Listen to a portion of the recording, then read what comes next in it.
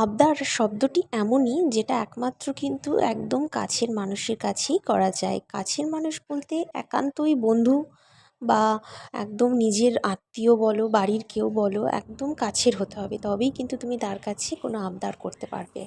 তো ঠিক তেমনই বরের অনেক দিন ধরেই আবদার, অনেক দিন মানে 2-3 দিন ধরেই আবদার, খিচুড়ি করো। বৃষ্টির দিনে তুমি একদিনও খিচুড়ি করছো না। তো সেই কথা মতনই আজকে সন্ধ্যায় একটু খিচুড়ি করছি। তো খিচুড়িটা খুব স্পেশাল যে কিছু করছি তা নয়, একদম সিম্পলভাবেই করছি। আর এরকমভাবেই সিম্পল খিচুড়িটা না রাতের বেলায় খেতে বেশ ভালোই লাগে। বাদামগুলোও কিন্তু আমি চালে ডালের মধ্যে একসঙ্গে দিয়ে দিচ্ছি।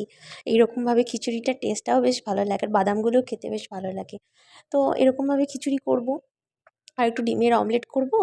আর ওই যে আলুর বড়া করব, গোল গোল করে আলুটাকে বনিয়ে রেখেছি, ওইটা দিয়েই বেসনের মধ্যে ফেলে বড়া করব। যেহেতু বেগুন নেই, মানে হঠাৎ করে প্রিপারেশন, তো তার জন্যই এরকম। আর গরম গরম খিচুড়ির সাথে একটু ঘি দিয়ে জাস্ট জমে যাবে।